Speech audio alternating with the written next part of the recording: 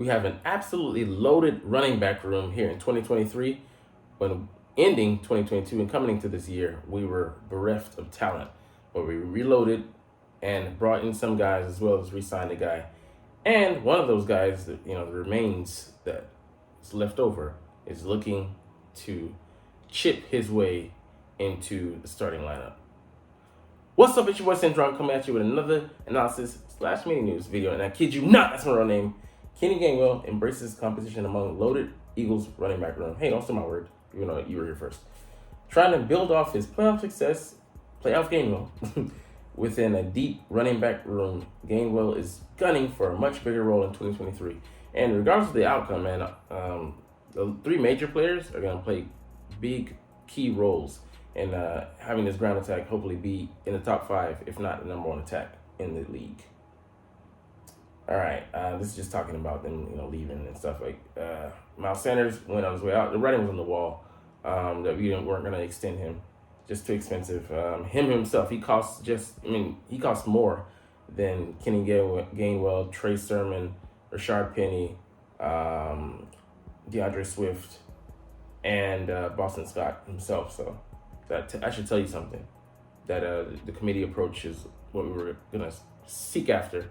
What was going to be sought after, but even though I wanted Bijan Robinson.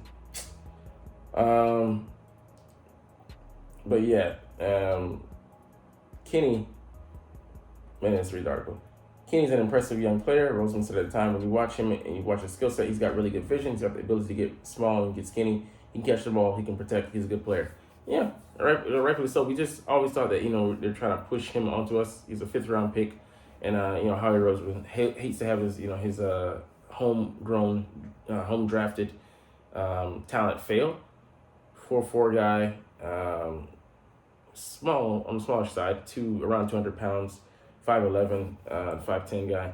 Not a huge guy, but a slasher, and one that he's carved out himself a role. Even though, like I said, they forced it in his rookie year, forced him to be kind of like 3rd down back when he didn't have the size. He could be a pass catching outlet.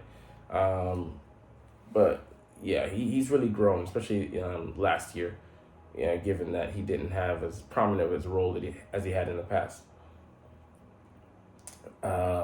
It's June now, and the Eagles have wrapped up the OTAs. And obviously things around the running back room didn't stay that way, so we didn't stay bereft. They signed power back Rashard Penny, if he can stay healthy, at the start of free agency in March. Scott re-signed too. Then they swung a trade with Detroit for the versatile St. Joe's prep product, DeAndre Swift, at the draft in April. So cost us a 7th rounder this year and a 2025 4th rounder. So just still very light compensation for a guy that could be a potential game changer for us out there in the backfield. So it went from weak, like you're saying, to at the very least loaded in an instant. But with that much projected depth, did that suddenly mean slimmer chances for Gainwell to take on more? Not in the slightest if you ask him. I'm expecting a very high role, so I'm expecting to play a key role in this backfield. And I'm just going to continue to improve my game and build on top of everything I've done. So, with things he's shown us in the past, he's carved out, a sizable role, and even stealing some carries away from Miles Sanders in the red zone, which I thought was like, come on, man, what's going on here? But they've had an idea of where they want to go with him. Nothing different. Just go off of everything. Be stronger, be faster, be more of a smarter player. Help our team get back to the goal we got to last year. So obviously he's talking about the Super Bowl. He's a 5th-round pick out of Memphis in 2021 draft. He carved himself out of role as a back, could excel both in the ground game and the pass game. The numbers declined, like we said, in 2022 compared to his rookie season. It wasn't that prominent, but then we got to the playoffs. And yeah, he absolutely did torch the overmatched Giants to the tune of 112 yards on the ground, on 10 carries, so it was just ridiculous. Including that touchdown burst he had in the division round, and helped them chip away at a gas 49ers squad with 48 yards. So he was more effective than Miles in that game as well. So that's where playoff Gainwell came into play. And head coach Nick Sirianni trusted him and offered up opportunity in those spots. And he did seize the moment. And that playoff version of him was born. And he wants to prove that wasn't a flash in the pan. So you start something good and you want to keep that up. Gainwell said you want to make this community, you want to make this organization happy, just having that role. He's having that little boost of energy from the fans. It can be good. I'm embracing it, so that's good. He's like many of the guys on the squad this year, really trying to embrace the role of challenger, going out there and proving himself. And he's got his eyes, eyes set high on personal goals and maybe playmaking benchmarks and playing percentages and things like that. But he's really trying to improve, on things that he can and get better. So yeah, man, we got a deep group. Gainwell, Scott, Swift, Penny, and Sermon. I see Sermon being the odd man out, even though he's one of the bigger backs. You just don't know what we have in him. And outside of the Arizona, was it the Jaguars game? But I think it might have been both. He only got, I think, a handful of carries, maybe 2 for 11 yards, and that's it. So yeah, we really don't know what he is, and I don't think he's gonna get a chance to prove it. Maybe he'll be on the practice squad for Lucky. Fortunate to retain him. There's even a 6th guy, I forgot his name, but I think he's out of Georgia as well, maybe. But yeah, these guys are gonna be lost in the sauce. We're only gonna carry 4 running backs for the duration of the year. It would be my estimated guess. But yeah, next year, I admit we're deep there. As a coach, it's just a really good problem. We're really deep at that spot. It'll be great battle to see who makes this football team. Yeah, they're all going to be able to contribute in some sort of way. Exactly. Like them battling, each other, and then the real battle starts in training camp next month. Is going to make everybody sharper and make everybody, make the cream rise to the top.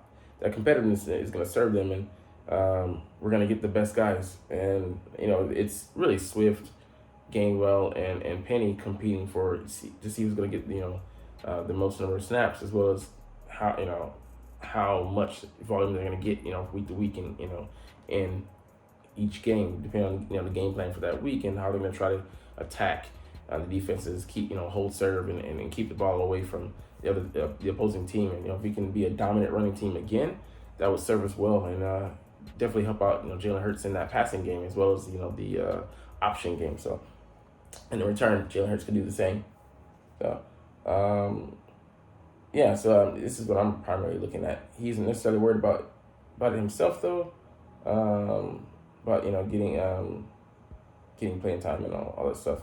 Competition is healthy, and he's been in this situation before. At Memphis, Gainwell battled back and forth with current Cowboys back Tony Pollard for playing time, and both clearly walked away better players because of it. So yeah, he had to battle with another guy who's a starting running back now, who played second fiddle to a guy in Zeke. He was better than for a number of years, but he just got thrust into the spotlight, and they let him shine. And yeah, guess what? He led them in rushing yards and was very explosive. I think he had maybe over 5 yards a carry, or at 5 yards.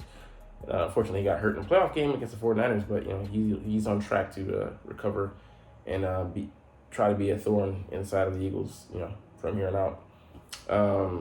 But yeah, Memphis, Gainwell, he played receiver as well, so there's some opportunity there to get him and Swift in the backfield at the same time, 2 capable receiving backs. Put one of them in the slot, and then or go empty set and threaten the edges, make defense defend every blade of grass, as well as put him combine him with the power back Rashard Penny, who has size. He's 220. He's just as fast, if not faster, than Gainwell, and he could be used as a receiving threat, and then Gainwell runs the ball, or the reverse, with Gainwell flashing his receiving skills. And I'd love to see where he's on the field, in tandem with one of those guys, to create that slot option where you can go in there, run the slot, run out of the slot, because he's a former receiver, so he's pretty adept at running routes, and as well as him being a solo back, and then kind of use him as a queen chess piece. Where's Gainwell? Find him left slot, right slot, wheel routes out of the backfield, or option routes coming out of the backfield or out of the slot. So that versatility can substitute some of that production we would primarily receive from a receiver in a third receiver like Quez Watkins or Olamide Zaccheaus will be our fourth receiver, and that'll give us so much flexibility and so many more options, routes to attack the defense, and give them more to think about. Even if we just motion them, give them something to contemplate and slow down their thinking process, and allow us to take advantage of the space that is emptied by those routes, or the extra attention You can't put your number one corner or your best corners on everybody, or your best covering personnel, linebackers or safeties, on everybody. Everybody can't be covered. So that's the beauty of this offense. We have so many weapons to attack guys with, and yeah, it's gonna really overload their circuits, so to speak. So,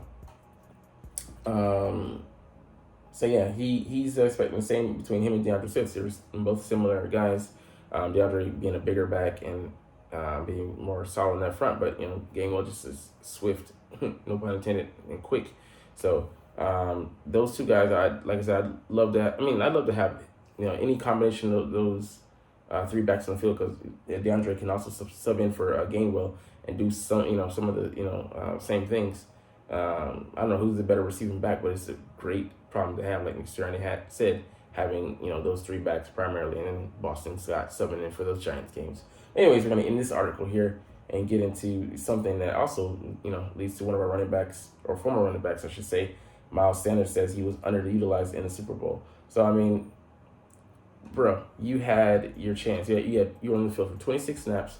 You got, I think, 6 carries or so for like 10 carries or something like that for 16 yards. So you were not, you were negligible at best as far as effectiveness goes.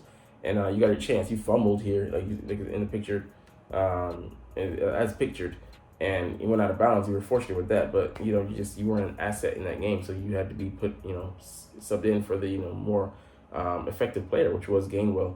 And I get it, but the offensive game plan did work. We put up 35 points. It wasn't enough. Obviously, our defense didn't come, to play, didn't show up, primarily because of Jonathan Gannon and his poor play calling. But that being said, there was really no room for you in that game. And if you would have been, breaking off runs or making the most of your carries, yeah. But I believe he was physically compromising, to some degree, and that hampered him. But that being said, you're playing in the game, you suited up, so you better be ready to boot up, ready to go and ready to shine. And you weren't able to take advantage of the opportunities you were presented with, and it's unfortunate because we know who you are. You got that that bled green for the city, but now you're out there saying maybe it shouldn't be said, for distraction. Man, it's over and done with, man. Just move on. He's he moved on because he wanted to be used more.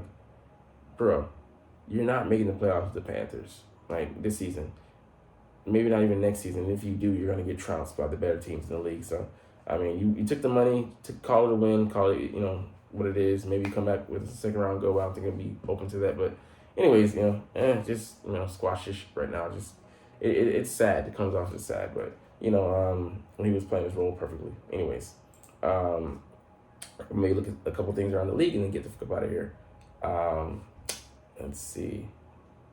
Megatron, Calvin Johnson, the former all-world receiver for the Lions, said, "I'll be there to help Lions receiver Williams." So got caught up in that gambling issue. He gambled on his own team, I think, which is dumb. But offer advice to the young man. Calvin never put himself in such precarious situations, scandals, but he knows what it's like to play in the Motor City and the pressure, so he can help him out, or don't, because I don't want to compete with him. Let's see. Anything else going around the league? Not really. We're going to get up out of here with that. But anyways, I know that you're not even watching though. But it's all good, as I always say, because it's always fly, Eagles, fly. And let's motherfucking go. Like, comment, share, and subscribe if you like. Thanks for watching. Check me out at Centron Anime, Centron Life, or Centron Laughs, or other social media.